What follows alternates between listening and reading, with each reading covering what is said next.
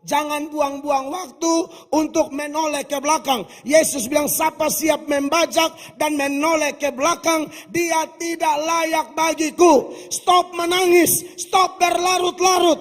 Bangkit jemaat Tuhan. Tugas-tugas baru sedang tunggu saya dan saudara. Tahun ini tahun kerja buat Tuhan. Tahun ini tahun menangkan jiwa. Tahun ini tahun melihat kebangunan rohani terjadi di keluarga kita, terjadi di bisnis kita, terjadi di gereja kita, terjadi dimanapun. Allah patok wilayah bagi Anda dan saya. Ini bukan tahun merenung nasib. Ini bukan tahun takut bayangan sehingga stagnan atau pesimis kalah sebelum berperang. Ini tahun kebangunan rohani.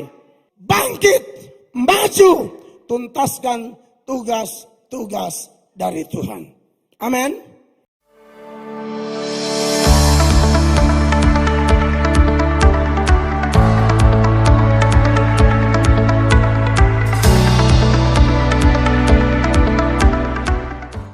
Pembacaan firman Allah pada saat ini terpilih dari kitab Yosua, pasalnya yang pertama ayat 1 sampai ayatnya yang ke-9.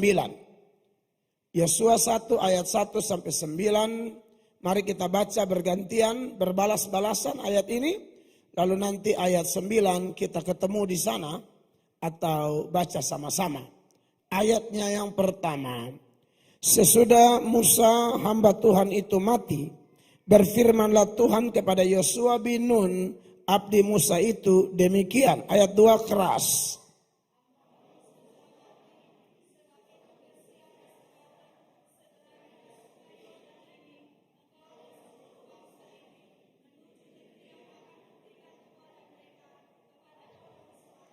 Setiap tempat yang akan diinjak oleh telapak kakimu, kuberikan kepada kamu, seperti yang telah kujanjikan kepada Musa.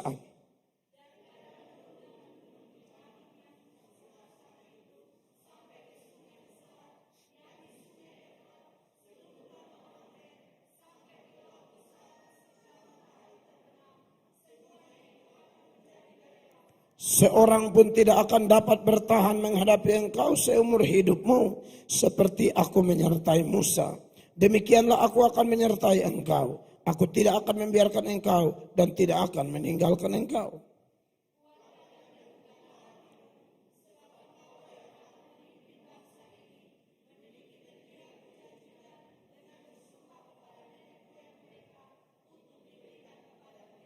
Hanya kuatkan dan teguhkanlah hatimu dengan sungguh-sungguh. Bertindaklah hati-hati sesuai dengan seluruh hukum yang telah diperintahkan kepadamu oleh hambaku Musa. Janganlah menyimpang ke kanan atau ke kiri, supaya engkau beruntung kemanapun engkau pergi.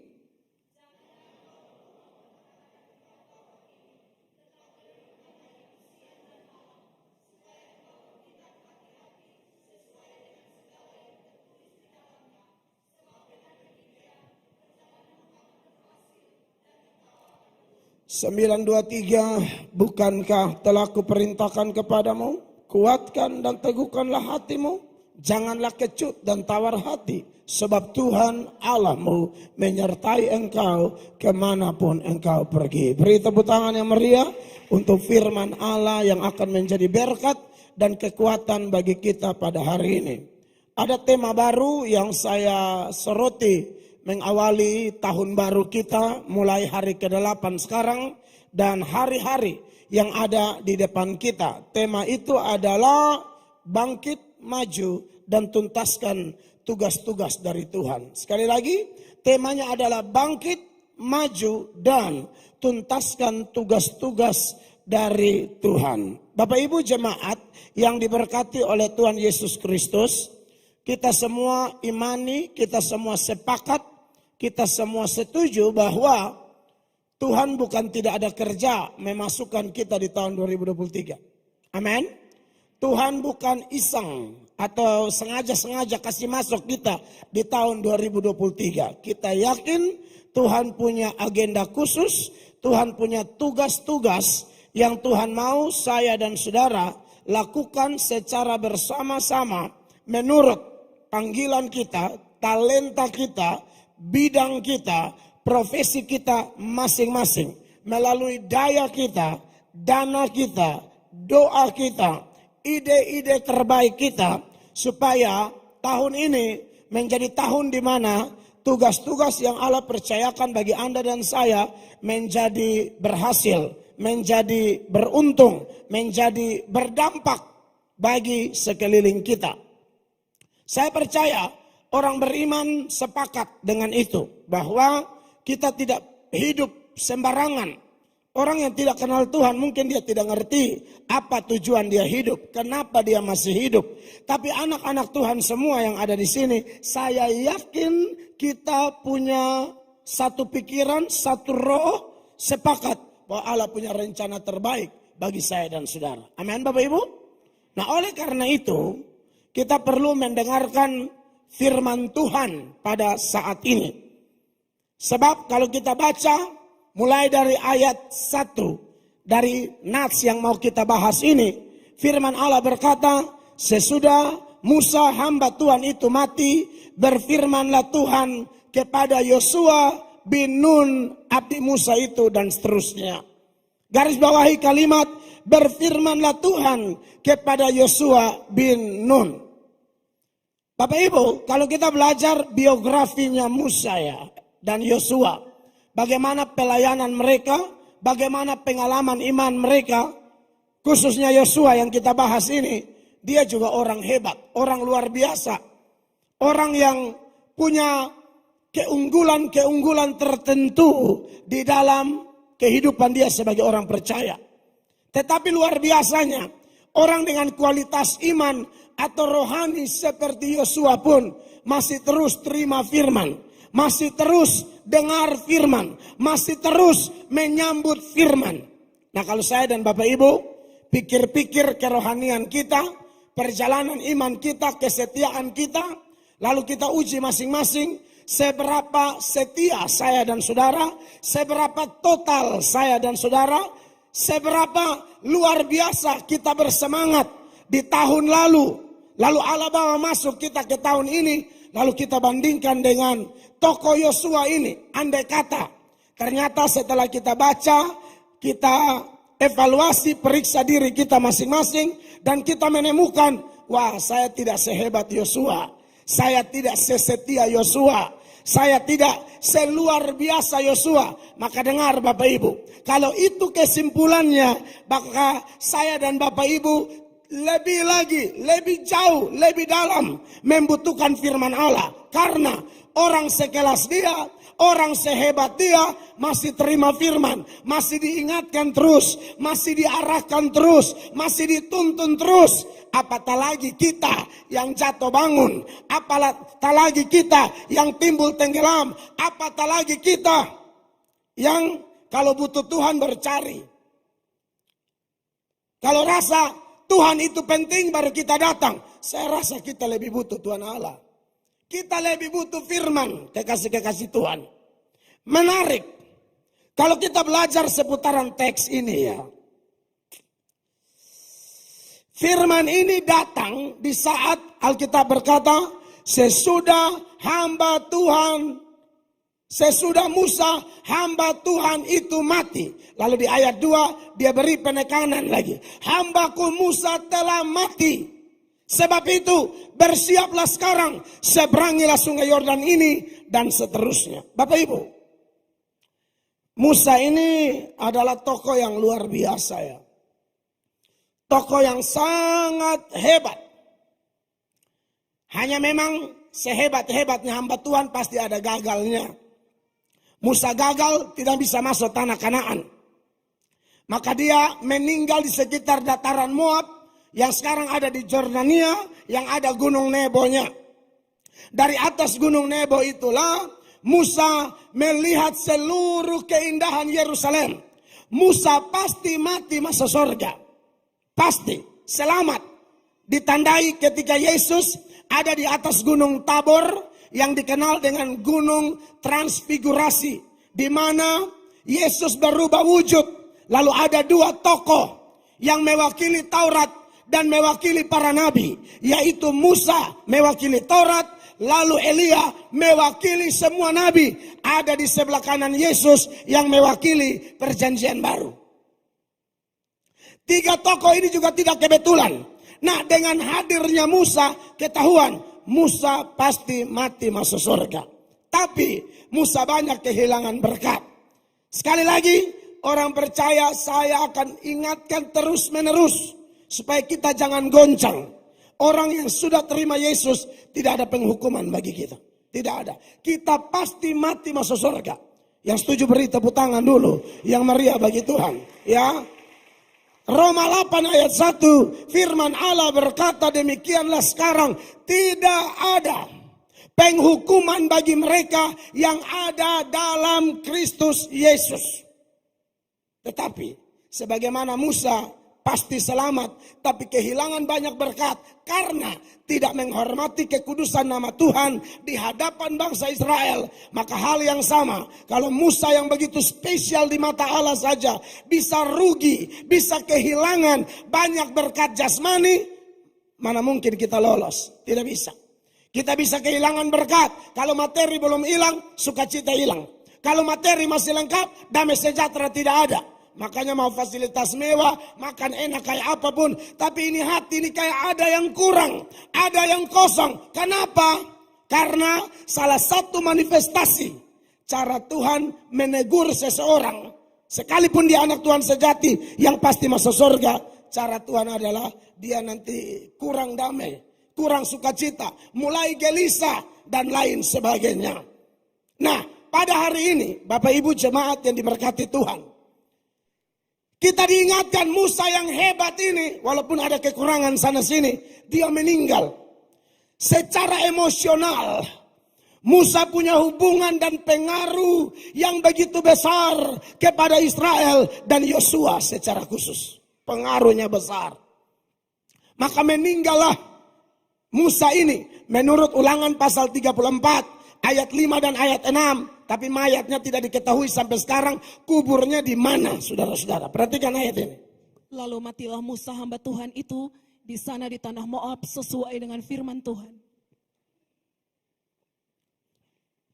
Terus 6. Dan dikuburkannya lah dia di suatu lembah di tanah Moab, di tentangan Bet Peor, dan tidak ada orang yang tahu kuburnya sampai hari ini. Iya, tidak ada yang tahu kuburnya sampai hari ini. Di mana? Pokoknya di sekitar situlah. Tapi tahu pasti tidak ada. Kenapa tidak ada? Jawabannya sederhana. Pasti Tuhan yang sembunyikan.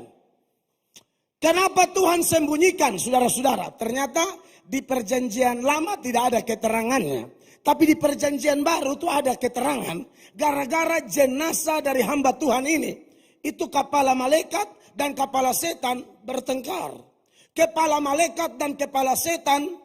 Jadi malaikat itu ada hierarkinya ya Bapak Ibu ya. Dalam mata kuliah angeliologi, ilmu atau doktrin tentang malaikat. Malaikat itu tidak kawin-mawin. Jadi sejak diciptakan sampai kiamat jumlahnya tetap sama. Malaikat itu tidak ada perempuan, tidak ada laki-laki, tidak ada bayi. Ini perlu nih, kadang-kadang gambar-gambar malaikat bayi kecil. Itu siapa punya anak, siapa yang kasih hamil siapa. Lalu kok ada bayi-bayi begitu. Ya. Jadi malaikat itu dalam ilmu atau doktrin yang bernama ilmu tentang malaikat. Malaikat tidak kawin-mawin, tidak bertambah, tidak berkurang. Tapi sebagian malaikat itu berdosa. Itu yang menjadi grup dari setan-setan roh jahat. Dan mereka punya hierarki. Kepalanya bernama iblis. Mana data tentang malaikat berbuat dosa? 2 Petrus 2 ayat 4. Tolong baca.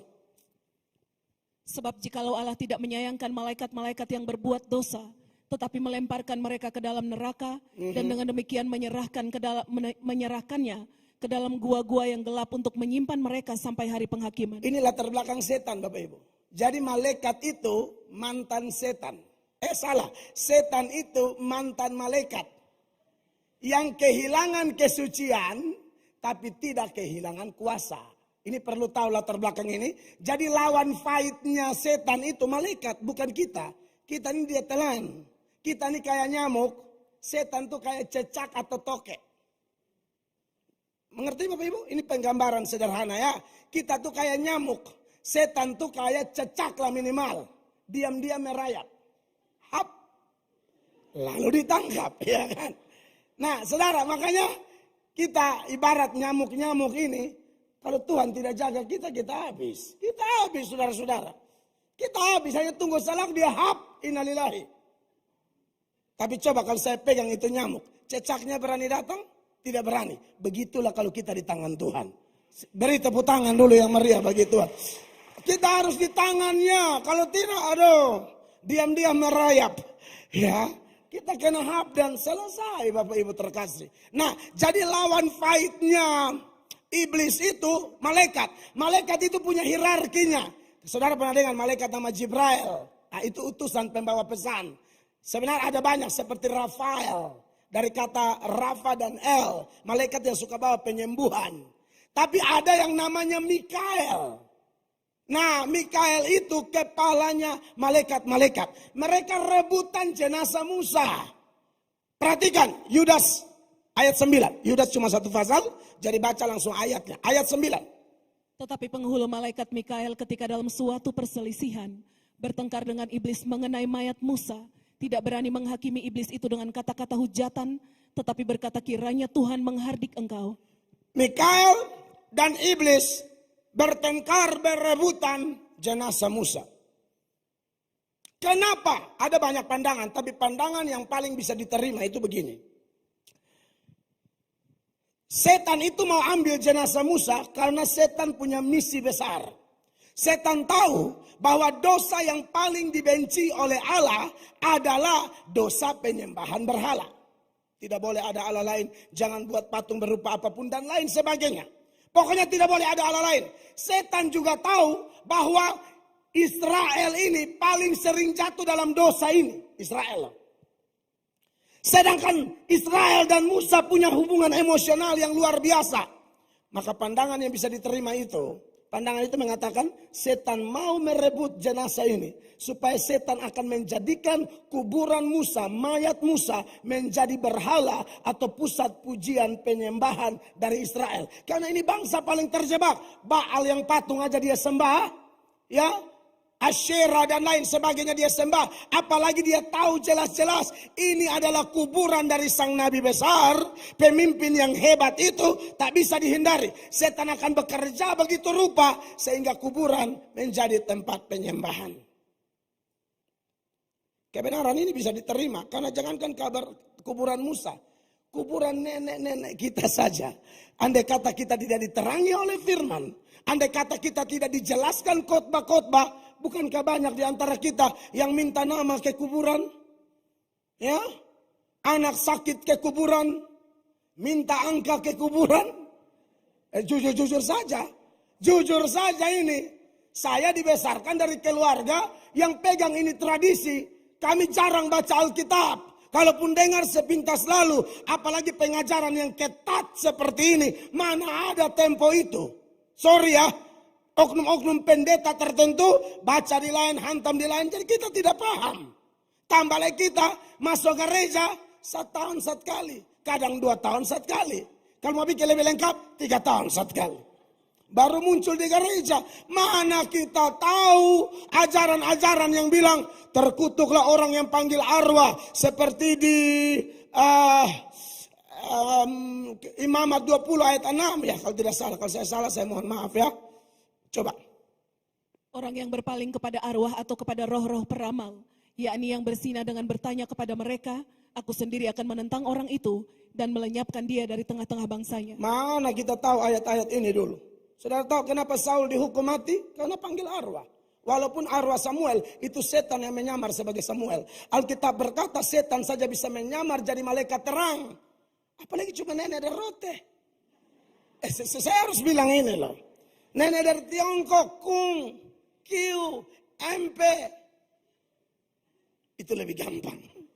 Setan tahu itu foto di rumah. Setan bilang, oh ini mukanya. Jadi deh kayak opa. Datanglah di mimpi. Lalu nenek bikin muka asam dan berkata, mulai sombong. Langsung kita kayak, aduh nenek sudah datang. Di mana kekuburannya? Jujur-jujur saja kan. Apakah salah berziarah ke kuburan? Tidak salah. Apakah salah pasang keramik di kuburan? Tidak salah. Sepanjang kita tidak mempercayai bahwa tulang belulang yang di dalam itu bisa dengar beban kita. Jangan percaya itu. Orang mati habis. Satu-satunya tempat curhat kita Bapa, Anak, Roh Kudus. Titik. Amin. Boleh dong. Papa mamaku saya kuburan. Jadi kalau kami rindu kakak adik, ingat-ingat. Memori, ingat-ingat. Oh dulu mama, duduk di kuburan minum kopi. 3, misalnya kalau 3 kakak adik, 3 gelas. Jam bikin 4 atau 5. Sampai berkata mama dan bapak pun yang di dekat situ ya. Barani kopi kurang, belari ke setengah kakak semua. Biar be pendeta, be sumpah belar. Kakak udah lanjut ya. Karena kok kopi bisa kurang. Berarti mama minum. Itu tidak mungkin terjadi ya. Jadi kita jangan, saudara lihat. Ini perbandingannya masuk akal. Kalau kuburan orang biasa saja, bahkan yang tidak tahu gereja sekalipun, kita masih pergi minta petunjuk ini itu dulunya ya, sebelum diterangi firman. Apalagi kuburan Nabi. Maka setan ngotot kerja keras. Tapi akhirnya setan kalah dan dipercaya dalam pertengkaran ini. Mikael menang. Jadi Tuhanlah yang suruh mengamankan jenazah Musa itu. Sehingga tidak menjadi senjata setan untuk menjatuhkan Israel dalam penyembahan berhala. Dan menarik saudara. Seputaran kematian Musa ini dia pemimpin yang hebat. Musa meninggal 120 tahun. Tapi Bapak Ibu tahu. Mata masih bagus. Musa. Kekuatan masih full, tidak hilang. Ini kelihatan di Mazmur 34 itu ayat 7 dan ayat 8. 7 bilang begini. Mazmur lagi, ulangan. Pasal 34 ayat 7 dan 8. Musa berumur 120 tahun ketika ia mati. Matanya belum kabur dan kekuatannya belum hilang. Wah mantap ini ya. Kita yang 45, ini sudah 3. Itu Musa lihat ini orang luar biasa ini. Naik turun gunung 40 malam. Musa di Gunung Sinai. Saudara, di Gunung Sinai dingin begitu macam. Terima 2 loh batu. Tuhan yang tulis langsung. Pulang Israel ada sembah berhala. Musa banting. Tuhan toleransi dengan kemarahan Musa yang satu ini. Sudah selesai hukum mereka yang sembah berhala. Tuhan bilang naik kembali. Bikin yang baru. Anda lihat itu. Jalan kaki kita naik Sinai. Jalan kaki ini semua mau putus. Saya sudah naik Sinai. Jadi saya rasa ini urat semua mau putus. Kecuali naik onta tertolonglah. Ya kan baru sedikit lagi yang 750 tangga. Dia dari kaki gunung, leher gunung, puncak gunung tempat Musa terima 2 loh batu. Di sana ada gereja, ada masjid. Ya, karena Islam juga percaya Nabi Musa. Atau akui Nabi Musa. Jadi kalau Anda pergi ke atas Gunung Sinai, dapat lihat itu gereja, itu masjid di sana. Terlalu kuat, mata tidak kabur, kekuatan tidak hilang. Ya, jadi memang luar biasa masih kuat ini orang. Bapak Ibu yang umur 60-70 ada berita bagus buat Anda. Menurut WHO, betul, Badan Kesehatan Dunia, ternyata 60-70 itu kategori pemuda. Serius, coba baca. Anak-anak itu dari 1 sampai 30 itu anak. 30 sampai 70 pemuda. 70 sampai 90 itu dewasa muda. Kalau 90 sampai seterusnya, ini bapak tanah. Saudara, jadi Anda pemuda loh. Baik, jadi buat pemuda-pemuda ibadah youth kita hari Jumat. WHO bilang begitu. Apakah itu hanya penghiburan? Saya juga belum tahu. Tapi sudahlah, kita tidak pakai WHO sekarang. Kita pakai saja umur yang ini tua, 120. Dulu kalau sebelum Musa, sebelum zaman Nuh itu orang masih bisa sampai 400, 500. Tapi setelah itu Tuhan membatasinya 120 tahun. Artinya rata-rata itulah 100 tahunan lah. Makanya Musa mati di 120. Dan gara-gara hubungan emosional yang begitu luar biasa antara Israel, Yosua dan Musa. Musa mati, orang menangis 30 hari. Perhatikan ayat 8. Orang Israel menangisi Musa di dataran Moab 30 hari lamanya. Maka berakhirlah hari-hari tangis perkabungan karena Musa itu. Ini sedih yang sangat mendalam. Figur, tokoh yang sangat berpengaruh. yang bawa Israel keluar dari tanah Mesir sampai mau dekat-dekat tanah Kanaan. Mati. Tapi Anda lihat, waktu Musa mati dan sedih, duka begitu mendalam, pada saat itulah Tuhan kasih tahu Yosua, ayo seberangi Yordan. Artinya apa Bapak Ibu? Tuhan mau kasih tahu, jangan berduka cita berlarut-larut. Amin. Saudara, sebenarnya pesan serupa bagi kita konteks sekarang ialah bahwa apapun yang membuat kita patah semangat, semua masalah, problema, kesakitan, kejatuhan, kegagalan, kelalaian, apapun yang menjadi penyakit bagi rohani kita, penyakit bagi iman kita di tahun 2022, Tuhan mau kasih tahu kita semua hari ini, tak usah berlarut-larut. Jangan buang-buang waktu untuk menoleh ke belakang. Yesus bilang, siapa siap membajak dan menoleh ke belakang, dia tidak layak bagiku. Stop menangis, stop berlarut-larut, bangkit. Tugas-tugas baru sedang menunggu kamu Yosua. Bangkit jemaat Tuhan, tugas-tugas baru sedang tunggu saya dan saudara. Tahun ini tahun kerja buat Tuhan. Tahun ini tahun menangkan jiwa. Tahun ini tahun melihat kebangunan rohani terjadi di keluarga kita, terjadi di bisnis kita, terjadi di gereja kita, terjadi dimanapun. Allah patok wilayah bagi Anda dan saya. Ini bukan tahun merenung nasib. Ini bukan tahun takut bayangan sehingga stagnan atau pesimis kalah sebelum berperang. Ini tahun kebangunan rohani. Maka tema kita cocok dengan latar belakang teks ini, yaitu bangkit, maju, tuntaskan tugas-tugas dari Tuhan. Amin. Dan hal lain yang bisa kita pelajari, Tuhan panggil Yosua di saat Musa mati. Tuhan hanya mau kasih ingat, Tuhan tidak pernah kekurangan stok alat untuk kepentingan pekerjaannya. Musa mati, Tuhan tidak mati. Musa ada limit, Tuhan Allah tidak ada limit. Amin. Dia Jehovah Shammah, dia Allah Maha Hadir. Pemazmur mengatakan, Allah penjaga Israel tidak pernah terlelap, tidak pernah tertidur penjaga Israel. Hamba Tuhan boleh mati, sini berganti-ganti, sana ganti sini. Allah tetap punya pengganti-pengganti terbaik untuk pekerjaannya tetap jalan. Bapak Ibu. Jadi saya mau ingatkan ini ya. Kita mau berbagi beban ini. Tahun ini kita harus tambah semangat. Walaupun kita lihat, yang itu dulu yang semangat sudah tidak, dia belum mati kayak Musa. Hanya sudah hilang dari pelayanan. Alasan entah apa kita tidak tahu. Tapi orang-orang yang hilang-hilang itu tidak boleh mematahkan semangat kita. Sekelas Musa yang jelas-jelas setia, takut Tuhan mati aja Tuhan siap pengganti, apalagi yang petabak dong ini. Amin.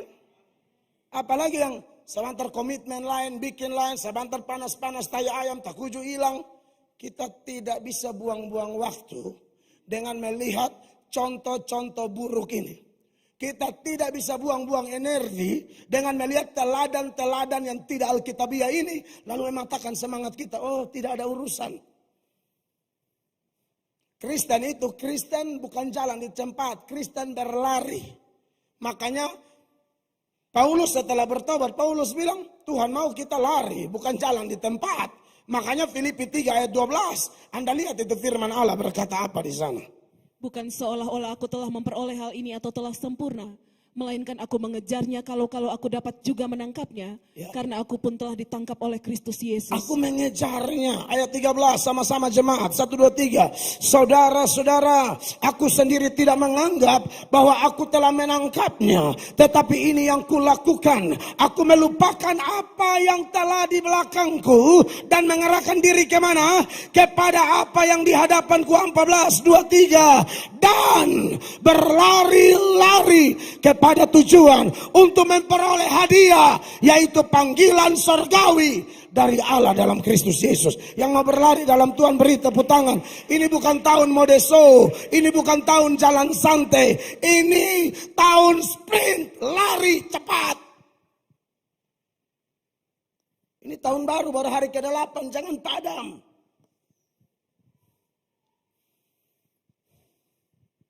Jadi, Bapak Ibu jemaat yang diberkati oleh Tuhan Yesus.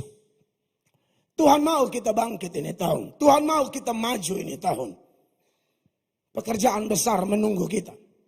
Nah, kekasih-kekasih Allah, karena ini ada tugas-tugas baru bagi Yosua, maka sepanjang Yosua 1 ayat 1 sampai 9 ini ada pokok-pokok menarik yang perlu kita seberangkan minggu ini, minggu depan, dan berikut lagi, karena ini tema akan sepanjang bulan Januari. Hal pertama yang perlu kita soroti adalah tugas yang diberikan Tuhan kepada Yosua adalah tugas yang sangat sukar. Itu dari sudut pandang manusia. Jelas sukar. Apa saja hal-hal yang menjadi faktor penyebab bahwa tugas ini sukar. Yang pertama, Yosua dapat tugas ini. Yosua sudah tua, Bapak Ibu. Sekali lagi kita tidak pakai standar WHO yang baru keluar beberapa tahun lalu ya. Ini kita pakai standar zaman Yosua. Yosua sudah tua. Memang tidak ada keterangan eksplisit bahwa Yosua terima ini tugas sudah tua. Itu tidak ada. Tapi kalau kita bandingkan ya, ingat ya, Yosua dan 11 orang lain itu pernah diutus Musa untuk mengintai. Dan salah satu sahabat karibnya ada Yosua bin Nun dan ada Kaleb bin Yefune. Mereka ini seumuran, Bapak Ibu terkasih. 4 atau 5 tahun setelah Yosua menjabat atau pegang ini jabatan, pegang ini tugas, itu sudah kuasai banyak daerah, sudah tembus Jordan, Jericho, Ai, semua sudah tumbang. Kaleb datang minta jatah. Dulu yang Musa janji itu bagian saya mana? Dan waktu Kaleb datang, Kaleb kasih tahu berapa usia Kaleb waktu itu, dan ini menjadi data pembanding. Kita bisa lihat kisaran begitulah umur Yosua juga, karena mereka dua satu angkatan. Perhatikan Yosua 14 ayat 10 ya, waktu Kaleb datang tagih janji kepada Yosua. Jadi sekarang sesungguhnya Tuhan telah memelihara hidupku seperti yang dijanjikannya. Kini sudah 45 tahun lamanya sejak diucapkan Tuhan firman itu kepada Musa. Dan selama itu orang Israel mengembara di padang gurun.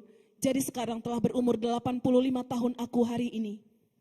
Iya, jadi mungkin kisaran itulah 80 sampai 85 tahun usia Yosua waktu Yosua dapat tugas ini. Saya kalau pikir-pikir ya, orang yang masih muda-muda ya kita mau ajak pelayanan berat loh. Wah, susah sekali. Yang baru 30, 40, banyak alasan. Ada yang bilang belum nikah. Sunika bila laki larang. Bab tua agak kurang setuju. Atau mai tua yang larang. Suami cuma berdiri cerita sama teman-teman di situ. Tiba-tiba lihat meteran, mati, hidup, mati. Ternyata itu cara panggil.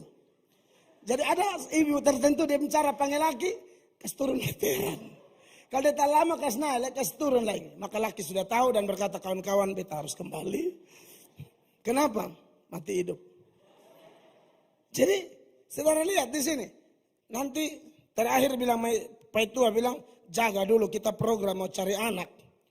Ya, jadi jangan pelayanan dulu. Dapat anak, alasan urus anak. Mereka lupa kalau anak itu dari Tuhan. Kalau Tuhan ambil anak, kau mau geng apa? Semua bapak ibu kita yang punya anak cucu itu anak siapa? Anak Tuhan Allah. Jangan terlalu bayu dengan Tuhan sampai Tuhan cabut kembali. Beta takut. Istri saya waktu pacaran, beta suser, beta ini hamba Tuhan. Beta akan sering tinggal pergi, situasi kondisi tertentu, mungkin anak-anak sakit, beta harus pergi. Anak ketiga baru selesai operasi, beliau lagi operasi di meja operasi, anak ketiga kuning semua yang autis itu ya. Lalu kasih masuk di inkubator, beta harus terbang ke Sabu, karena panitia di Sabu sudah kerja. Bayangkan kalau saya tidak pergi bagaimana? Pendeta-pendeta sudah datang dan berkata, hai ibu punya suami ini bikin lebih-lebih saja. Anak ada kuning begini ada di inkubator. Saya sudah bisik istri saya, mama besan jalan anak mati. Beta tahu siapa, beta seulang-ulang karena hantam dari bab tua. Jadi beta tahu siapa Tuhan yang panggil saya, siapa Tuhan yang kepadanya saya berkomitmen untuk melayani, siapa Tuhan yang saya sembah. Dia tidak main-main. Dia sangat bisa mengampuni dosa sebesar apapun. Tapi setiap komitmen dan nazar kita dia tidak lupa. Saya itu 24 tahun lalu komitmen melayani Allah apapun alasannya. Jadi jangan bilang anak ada kuning di inkubator. Tambah le panitia di Sabu nanti ngomong apa? Kau bilang khotbah di media sosial, kau berkoar-koar, kau mau tasuk kerja, bikin panitia segala macam, cari dana bakar ayam sampai bakar tangan juga kau. Soalnya datang juga kau bilangnya alasan anak kuning di inkubator saya juga. Dosen mau tahu. Yang dong lihat di media sosial, ini orang semua pelayanan nomor 1. Kalau begini dia pun cara biar kepala desa yang naik khotbah saya sudah kok. Waktu pasang baliho bilang tunjuk tangan begini juga sama saya kok. Pikir di baliho tunjuk tangan jadi mau datang tahu-tahu alasan anak di dalam inkubator. Mereka tidak mau tahu. Bupati. Mereka ngomong Sabu nanti panjang. Kalau itu di otak jalan sebegitu. Saudara, ya kan? Jadi, kemarin di Kalimantan, itu undangan dari Kalimantan Bapak Ibu, saudari bulan Juni. Tiket sudah ada dari sekitar Agustus, tiket sudah ada. Dan mereka sudah kasih tahu, Bapak akan jalan darat 8 jam. Kalau saya pilih-pilih pelayanan, main aman. Saya bisa cancel yang Surabaya, cancel yang Jakarta, cancel yang Solo, cancel yang segala macam, Medan. Hanya untuk sudah komitmen ini jalan darat. Jadi betul. Kupang, Surabaya, Pontianak, makan sedikit langsung tempur menuju Malawi. Itu lewat berapa banyak kabupaten, Sintang, Sanggau, apa segala macam, Singkawang, semua tembus sampai Malawi. Itu daerah lebih banyak Islamnya karena bupatinya Islam. Tapi hebat bupatinya hadir lalu kasih semangat. Bapak pendeta menjadi bekal bagi ini Natal ASN se-Kabupaten Melawi. Beta diberkati sekali makanya beta posting dan beta sindir itu yang intoleran di mana-mana. Anda lihat ini bupati Islam kasih semangat kita dalam gereja. Hal selesai khotbah mandi lagi karena saya yakin ini jalan darat. Pesawat jam 7 pagi. Jam 7.30, jam 7 boarding dong. Mandi, tidur di atas oto. Nah bagaimana bisa tidur jalan begitu. Sampai cuci muka sikat gigi di bandara, langsung naik pesawat, terbang. Surabaya, terbang ke Makassar, terbang ke Bau-Bau. KKR lagi di Bau-Bau. Di Bau-Bau Kristen cuma 1%. Wali kotanya Islam, wali kotanya juga hadir. Dan yang selamat Natal. Dan satu yang saya posting, Ambon satu rasa tuh. Orang Ambon kalau bilang Islam bilang salam. Kalau yang Nasrani dan bilang sarane. Jadi yang Islam menyanyi, kami dari Islam, itu lagu bagus ada di Bepin Channel tuh. Kami yang Islam ucapkan salam, betapa air mata tumpah sekali di situ. Kristen 1%, Islam lindungi Kristen bikin Natal. Bukan kayak di mana tuh di Bogor atau di mana yang hanya itu tua-tua peci hitam tuh. Betul ada doa kasih dia ke Tuhan jaga dia. Kita harus balas dengan doa. Itu heran sekali. Tapi itulah Indonesia kita penuh dengan cerita ya. Ada Kristen cuma 1%, tidak ada tekanan. Itu keraton Kesultanan Buton itu terbesar itu di sana tuh. Di Bau-Bau itu. Tapi saudara lihat semua terhibur. Capek banget. Capek sekali. Kalau capek sampai kasih botak nih. Bisa hadapin semua. Kasih beban ringan sedikit di kepala dulu. Kekasih Tuhan. Ya, bahwa Yesus sudah tua. Jadi saya maklum kalau saya lihat banyak orang muda alasan ini. Bapak-bapak muda terlalu penyakit gula, kalau tidur, son pelayanan. Jadi saya akui, Yosua kalau dianggap ini berat, saya pikir masuk akal. Yang kedua, Yosua ini harus ganti Musa, saudara. Bapak Ibu tahu secara psikologi, Yosua ini tahu siapa Musa, seberapa berkelasnya Musa. Musa ini kalau nabi lain, nabi yang lain, Tuhan ngomong pakai teka-teki lah, penglihatan. Tapi untuk Musa tidak ada penglihatan, tidak ada teka-teki. Omong langsung muka dengan muka. Sampai satu kali saudara-saudaranya Musa, Harun, Meriam. Harun dan Meriam omong-omong Musa punya nama. Saudara tahu Tuhan hukum Meriam kena kusta. Sampai Harun ketakutan. Bilangan 12 ayat 6. Perhatikan. Lalu berfirmanlah ia, dengarlah firmanku ini. Jika di antara kamu ada seorang nabi, maka aku Tuhan menyatakan diriku kepadanya dalam penglihatan. Aku berbicara dengan dia dalam mimpi. Terus? Bukan demikian hambaku Musa, seorang yang setia dalam segenap rumahku. Iya.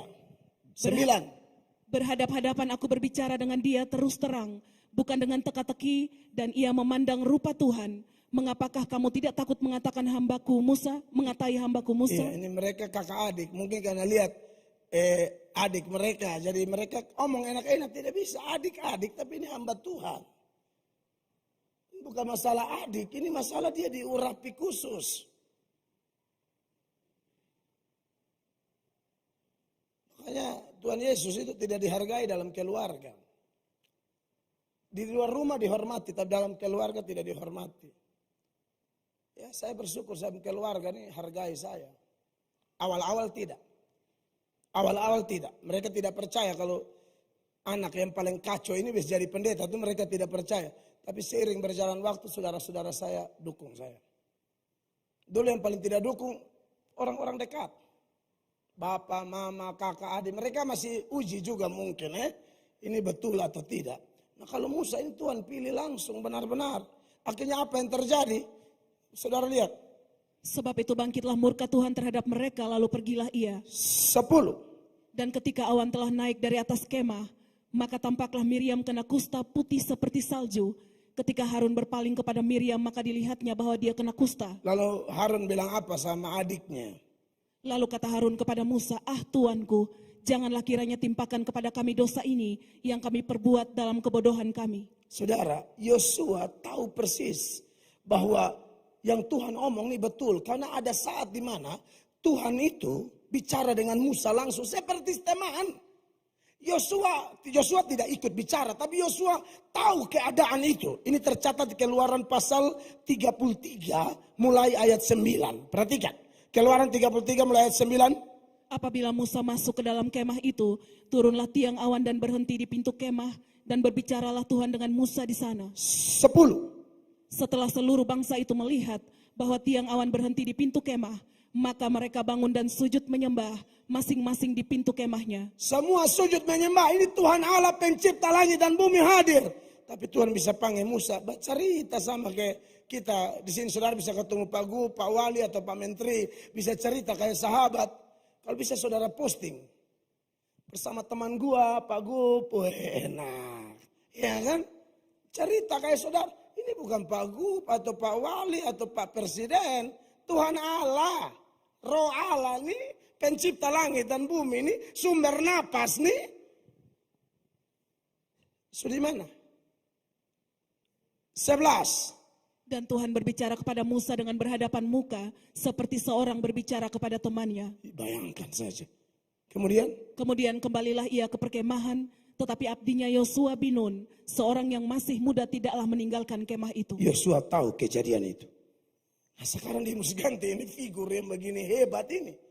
Secara psikologi pasti tertekan. Makanya sepanjang ayat yang kita baca 3 kali Tuhan bilang teguhkan hati, kuatkan. Tuhan tahu secara psikologi mungkin faktor usia. Tapi salah satu yang paling berat, saya ganti figur yang kelas berat. Sudah begitu lagi. Yang berikut lagi saudara tahu. Bangsa yang dia pimpin. Setelah ada penyakit. Tegar tengkuk. Tegar tengkuk itu gabungan kepala batu dan kepala angin. Tegar tengkuk itu suka melawan pemberontak Tuhan. Omong lain bikin lain. Ulangan 9 ayat 6 mencatat secara eksplisit dosa mereka ini. Tegar tengkuk.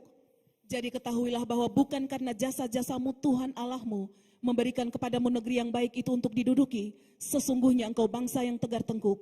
Bayangkan, Tegar Tengkuk bukan jumlah sedikit. Antara 2 sampai 3 juta orang. Berapa bapak curhat kepada saya, tidak tahu mau urus anaknya bagaimana. Sudah pukul, sudah injak, sudah tendang, sudah segala macam. Beberapa ibu juga bergumul dengan suaminya yang bukan model. Cuma suami satu yang kepala gilas. Ibu-ibu bisa kurus sampai pucat. Sorry, kita mesti ngomong. 2-3 juta orang, Tegar Tengkuk semua. Nona-nona yang pacaran deh anak nakal karena mau pikir supaya wow. Tato naga, babon naga. Iya kan? Anak keluar naga semua.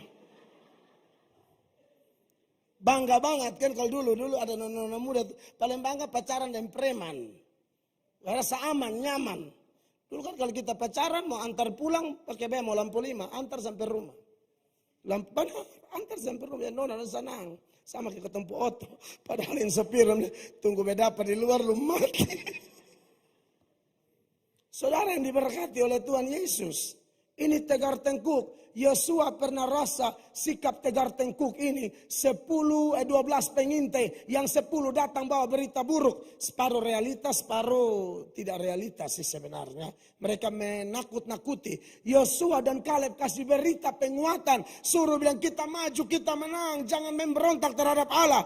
Anda pikir mereka senang? Mereka mau lempar bikin mati Yosua dan Kaleb. Itu ada di Bilangan 14 mulai ayat 6. Coba tunjukkan Bilangan 14 ayat 6. Tetapi Yosua bin Nun dan Kaleb bin Yefune yang termasuk orang-orang yang telah mengintai negeri itu mengoyakkan pakaiannya. Terus Dan berkata kepada segenap umat Israel, negeri yang kami lalui untuk diintai itu adalah luar biasa baiknya. ya, terus Jika Tuhan berkenan kepada kita, maka ia akan membawa kita masuk ke negeri itu dan akan memberikannya kepada kita. Suatu negeri yang berlimpah-limpah susu dan madunya. 9. Hanya janganlah memberontak kepada Tuhan dan janganlah takut kepada bangsa negeri itu. Sebab mereka akan kita telan habis. Yang melindungi mereka sudah meninggalkan mereka. Sedang Tuhan menyertai kita. Janganlah takut kepada mereka. Lihat ayat 10 saya baca bagian awalnya. Lalu segenap umat itu mengancam hendak melontari kedua orang itu dengan batu. Yosua akan pimpin orang-orang model begini. Musa aja mereka pernah protes. Musa juga mereka pernah mau lempar dengan batu. Ini anak 2 lagi. Sekarang dia dapat tugas jelas. Ini tugas yang kelihatannya tidak mudah. Sangat sukar. Sudah begitu lagi. Bapak Ibu tahu. Bangsa yang mereka hadapi. Itu 7 bangsa yang lebih banyak jumlahnya. Dan lebih kuat dari mereka. Kekasih Tuhan. Lebih banyak dan lebih kuat. Jadi 10 pengintai itu. Kasih tahu realitas sesungguhnya. Kaleb dan Yosua melihat dari sisi iman. Bersama Tuhan kita bisa. Tetapi faktanya secara realita memang bangsa-bangsa itu besar, kuat, lebih banyak. Ulangan 7 ayat 1. Perhatikan Bapak Ibu. Ulangan 7 ayat 1. Apabila Tuhan Allahmu telah membawa engkau ke dalam negeri, kemana engkau masuk untuk mendudukinya, dan ia telah menghalau banyak bangsa dari depanmu, yakni orang Het, orang Girgasi, orang Amori, orang Kanaan, orang Feris, orang Hewi, dan orang Yebus, 7 bangsa yang lebih banyak dan lebih kuat daripadamu. 7 bangsa yang lebih banyak dan lebih kuat daripadamu. Saudara, ini bukan perkara mudah, kekasih Tuhan. Sudah begitu lagi, mereka disuruh apa? Menyeberang sungai Yordan. Sungai Yordan bukan kayak sekarang. Kalau kita ke Israel, sungai Yordan mengalir pelan. Waktu itu sungai Yordan derasnya minta ampun, dalam pula. Maka saudara-saudara, yang anak-anak kecil mau lewat bagaimana? Maka nanti kalau kita masuk di Yosua pasal 3, di sana Tuhan harus belah bagi 2 itu sungai Yordan. Karena sungai Yordan tidak bisa dilewati. Semua ini menuturkan bahwa tugas yang Allah kasih kepada Yosua adalah tugas yang sukar. Sekarang kita tanya, kenapa Tuhan memberi tugas yang sukar kepada Yosua? Atau kenapa juga Allah memberi tugas yang sukar kepada saya dan Bapak Ibu sekalian? Jawabannya ialah supaya kita bergantung total kepada Dia. Allah kasih tugas supaya kita lihat, saya tidak bisa, saya tidak bisa, saya tidak bisa. Tapi pada saat kita bilang kita tidak bisa, ingatlah apa yang saya pesankan. Memang Allah sengaja kasih tugas yang model-model begitu supaya kita tahu diri kita lemah, tapi kita punya sumber kekuatan, kita punya Allah andalan, kepadanya lah kita harus berharap, bergantung, percaya sungguh-sungguh. Jadi Tuhan sengaja kasih yang sukar-sukar. Supaya berharap tuh. Pasangan-pasangan yang sudah menikah belum ada anak. Kenapa Tuhan izinkan itu? Berharap. Ada yang pakai bayi tabung aja nggak jadi. Berharap karena anak dari Allah. Sudah lihat ini orang tua miskin baru ada panggilan dan Tuhan akan pakai ke bangsa-bangsa. Wah, saya waktu dengar dan Tuhan pakai ke bangsa-bangsa, baru lihat ekonomi keluarga, bangsa mana nih? Ya paling dekat saya mau. Tapi ternyata ketika bayangkan sekolah teologi, orang anak-anak lain semua sekolah teologi, uang saku lengkap, beta 1.250.000, Bapak Ibu sudah dengar ulang-ulang toh. Naik Sirimau keliling perairan seluruh negara kesatuan Republik Indonesia. 1 minggu baru saya masuk Jakarta. Kupang, Larantuka, Ujung Pandang, Semarang, Batu Licin, Surabaya, naik ke Kijang, berturun ke Tanjung Priok. Kenapa langsung saja? Tapi bukan nenek moyang pun kapal. Sirimau. Turun tuh ke Subabo Muntas, aku isi kapal. Tahu yang biasa naik kapal dulu ya. Saya pernah dengar cerita orang Papua tuh. Libur kuliah 2 minggu. Naik kapal sampai 1 minggu. Sampai di pelabuhan orang tua tanya, libur berapa lama? 2 minggu. Lalu tunggu apa lagi? Makanya pulang kos jalan susah 1 minggu toh. Lu pulang nih so pas 2 minggu. Lalu anak bilang, tidak saya cuma hanya meretam pamit saya. Cium tangan jalan. Libur 2 minggu. Kapal boleh balik 2 minggu. Buat apa? Tidak hanya mau pamit. Kami jalan sudah kembali. Saudara, ya bahwa apa yang buat kita lihat sukar? Memang Tuhan sengaja, dengar saya punya omong. Tuhan sengaja supaya kita tahu cari Tuhan. Ukur ini masalah, ukur ini tantangan, lihat saldo berat. Lihat kekuatan berat. Kesehatan mulai menurun. Semua itu Allah izinkan supaya kita berharap pada Dia. Beri tepuk tangan yang meriah bagi Tuhan. Jadi Tuhan memang sengaja. Itu maksudnya.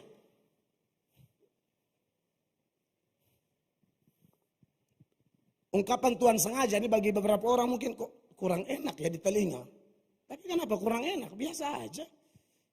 Pernah dengar? Lazarus sudah mati, Tuhan sengaja. Hah? Tuhan sengaja tidak mau pergi, biar mati. Itu berat loh. Itu di kejadian Yohanes 11 tuh. Padahal ini Maria, Marta, hari-hari Tuhan Yesus datang di rumah, siap makan. Rumah mereka sudah kayak rumah keduanya Tuhan Yesus. Mereka berharap, kasih kabar, langsung respon dong. Sonde, sengaja. Yohanes 11 mulai 3. Yohanes 11 ayat 3, pembanding buat kita ya. Dan Lazarus yang sakit itu adalah saudaranya. Kedua perempuan itu mengirim kabar kepada Yesus, Tuhan, Dia yang Engkau kasihi sakit. Sampai di situ. Jadi Bapak Ibu yang dikasihi Tuhan, kata siapa Tuhan kasihi kita tidak sakit. Baca ini ayat, tolong renungkan ya. Jadi anak Tuhan sakit itu biasa, bukan Tuhan tidak jaga kita. Jangan terlalu manja lah.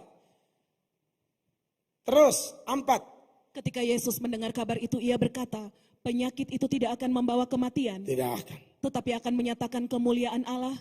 Sebab oleh penyakit itu anak Allah akan dimuliakan. Lompat ayat 6. Namun setelah didengarnya bahwa Lazarus sakit, ia sengaja tinggal 2 hari lagi di tempat di mana ia berada. Itu resmi ya. Tuhan sengaja.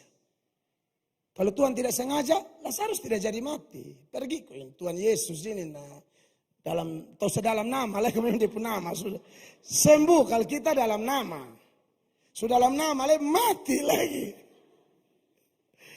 Maka Tuhan Yesus melatok yang Anda ragu wajib deh.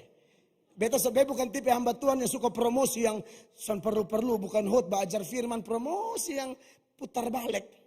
Saya kalau doa sembuh, tempel yang sembuh.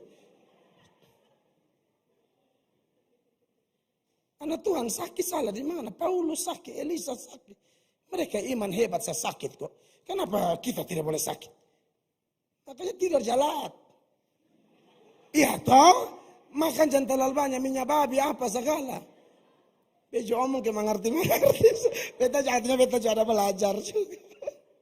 Iya toh, makan minum jaga, tidur jaga. Kan begitu, rajin olahraga.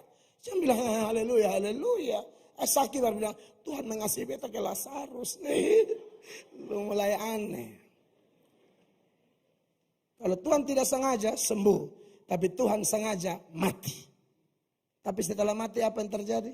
Lazarus bangkit. Sembuh biasa deh, orang mati bangkit mana lebih hebat. Jadi, kalau Tuhan ada sengaja izinkan kita tugas-tugas sukar, Dia mau tunjukkan kehebatannya. Beri tepuk tangan yang tetap taat dan setia. Tetap berkata, siap Tuhan. Aku terima tugas ini. Walaupun kelihatan sukar. Yang kedua. Yang tidak bisa dihindari dari tema besar kita menurut Yosua 1 ayat 1 sampai 9 adalah selain tugas-tugas itu dianggap sukar. Tapi hal kedua. Tuhan mengimbanginya supaya jangan kelihatan sukar. Tuhan kasih janji atau jaminan yang sangat kuat. Dan jaminan itu ada di ayat 3 sampai ayat 6. Perhatikan ayat 3 sampai ayat 6 dari teks kita.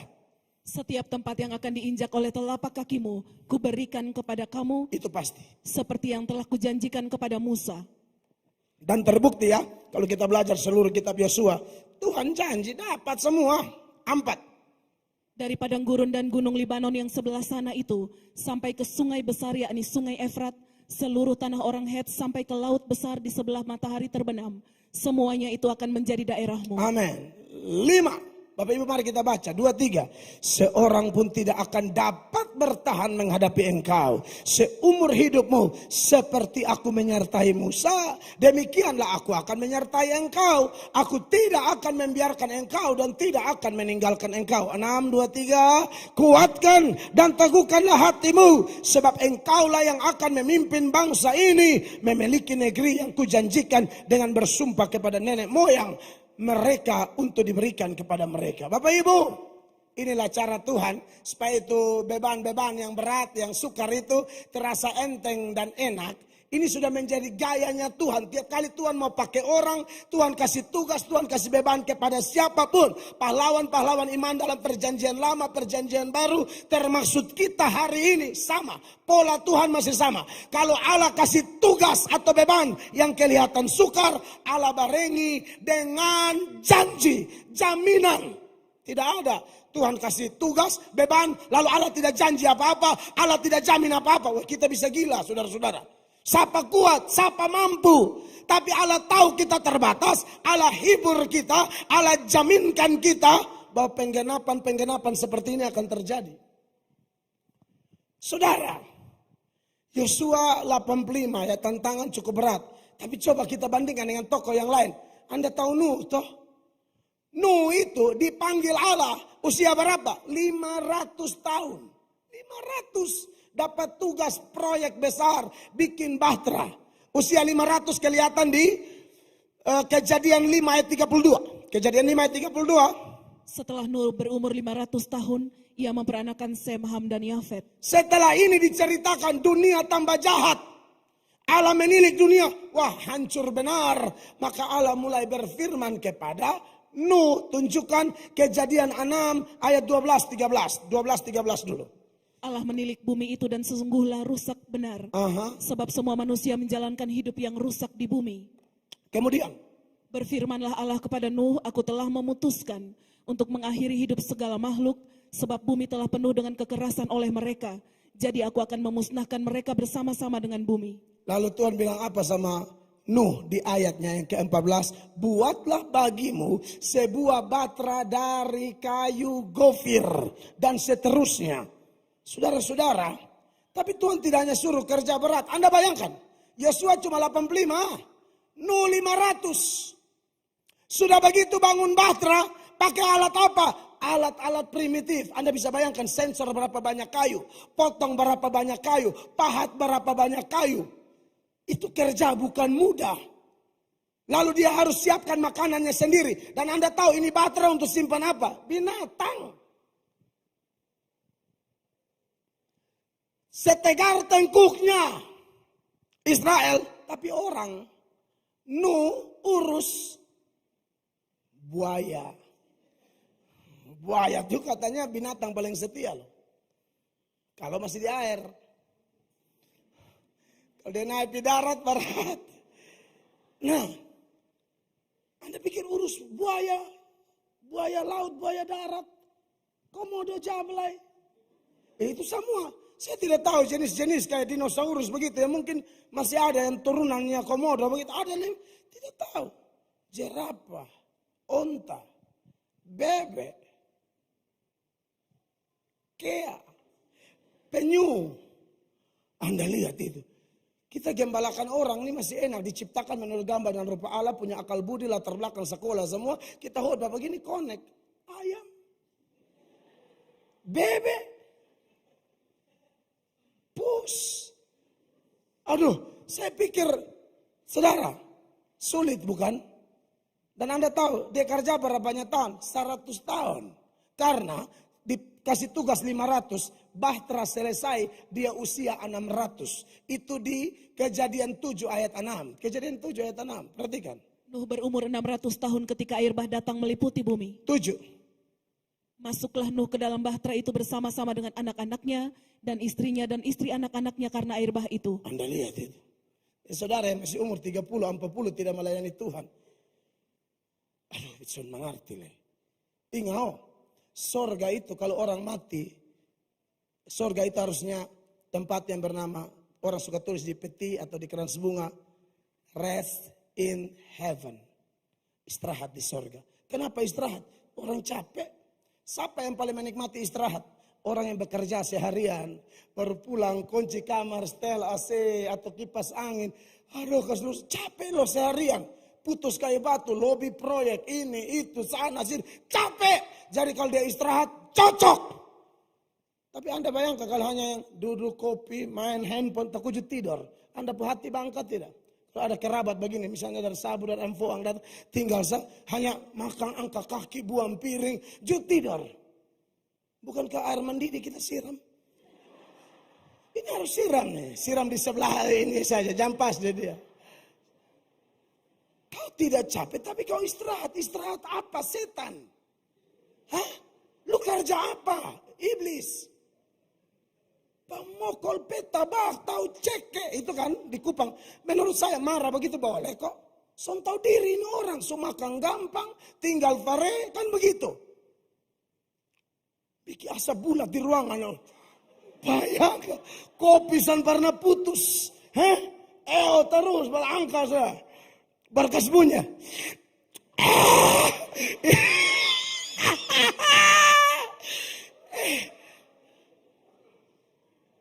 Guna tarada. Engkau kerja nete bawa apa jo olong Joni? Coba kena. Engkau tara angka kopi jo bunyi teh. Jo, buat apa nih? Engkau tidak datang, angkat kaki makan tambah mata pun lempar piring. Tuhan Deo. Itu orang lagi tuh, larang tuh istri saya. Engkau teh jago betul Engkau angkat kaki mata nyonya bersatu nih.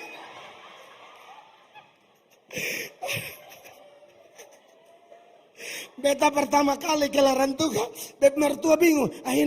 No, te bisa omong lagi. Tolak le. Kita orang lo gak apa jo kita ikole kita. Ayo apa sama sabar roti tapa semua.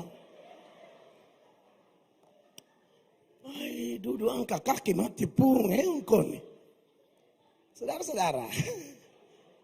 Tapi Anda yang capek di dunia sekarang, kerja untuk Tuhan, jalan berjam-jam, kerja capek lalu berkat, saudara rasa tenaga sonde, tapi indoi hasil dari tenaga Anda kirim buat pekerjaan Tuhan. Saya yakin Tuhan tahu orang kayak begini cocok istirahat di surga. Ya harus istirahat di surga. Kita lihat ini luar biasa. Umur tua. Belum lagi ada kerja-kerja orang datang. Woi keluarga gila. Bikin kapal di air bukan di gunung. Saya pernah nonton film itu tafsiran. Dia diejek loh. Kan kayak gila. Tuhan suruh bikin kapal di atas gunung nah. Bapak Ibu. Kan kayak mengong. Tapi itulah. Tuhan sudah janji. Kau pasti masuk bahtera. Makanya waktu mereka masuk. Ini penggenapan janji. Di Kejadian 6 ayat 18. Tuhan bilang begini sama mereka. Sama Nuh khususnya. Tetapi dengan engkau aku akan mengadakan perjanjianku, dan engkau akan masuk ke dalam bahtera itu, engkau bersama-sama dengan anak-anakmu dan istrimu dan istri anak-anakmu. Tuhan yang kita sembah, kalau dia kasih tugas, dia kasih janji, dia mau kasih kuat kita. Dan percaya dia janji apa, tergenapi semua. Saudara perlu mengimani janji ini. Nah, kalau begitu bagaimana dengan janji Yosua, janji Tuhan kepada Yosua? Saya sudah mau habis. Janji Tuhan kepada Yosua dalam kaitannya dengan kita.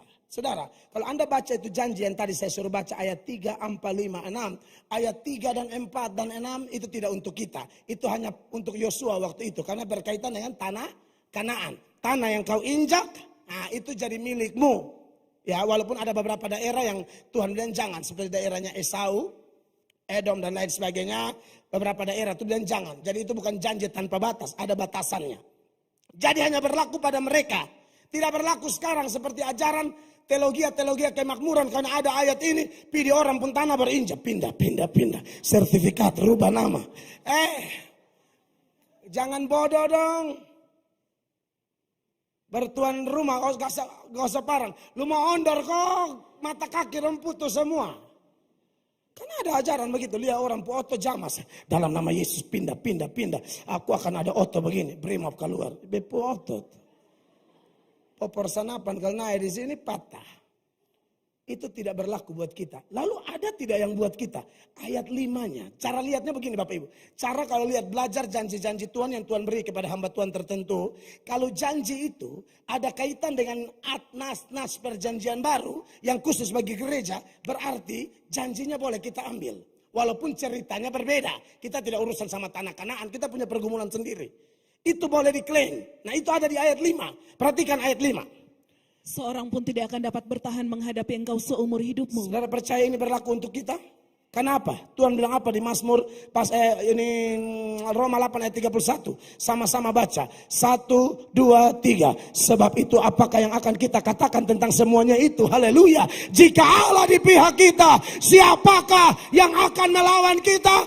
Janji yang Allah pernah beri kepada Yosua, kita kaitkan dengan perjanjian baru. Janji itu boleh kita klaim sebagai anak Tuhan. Jangankan manusia, setan pun tidak mampu mengganggu gugat kita. Kembali ke ayat 5. Apalagi yang bisa kita ambil bagi kita sekarang? Demikianlah seperti aku menyertai Musa, demikianlah aku akan menyertai engkau. Sampai di sini. Apakah hanya Musa dan Yosua yang dapat penyertaan? Atau kita juga yang mengenal Yesus sebagai Immanuel. Immanuel artinya apa? Allah beserta kita. Yesus berkata dalam amanat agung, pergi jadikan semua bangsa muridku dan baptislah mereka dalam nama Bapa, dalam nama Putra, dalam nama Roh Kudus. Dan ketahuilah aku menyertai kamu senantiasa sampai kesudahan zaman. Kalau Anda tahu di ayat 5 bagian C itu, perhatikan lagi. Aku tidak akan membiarkan engkau dan tidak akan meninggalkan engkau. Bapak Ibu tahu, nats ini, bagian C itu dikutip oleh penulis Ibrani dalam Ibrani 13 ayat 5 dan ayat itu buat gereja. Perhatikan ayatnya. Janganlah kamu menjadi hamba uang dan cukupkanlah dirimu dengan apa yang ada padamu. Karena Allah telah berfirman, aku sekali-kali tidak akan membiarkan engkau dan aku sekali-kali tidak akan meninggalkan engkau. Itu dikutip dari Yosua 1 ayat 5. Artinya ketika Tuhan tidak tinggalkan Yosua, Tuhan yang sama tidak tinggalkan saya dan Bapak Ibu. Bangkit, maju, tuntaskan. Bersama Yesus kita cakap melakukan perkara besar. Poin-poin lain kita lanjut minggu depan. Beri tepuk tangan bagi Tuhan Yesus. Haleluya.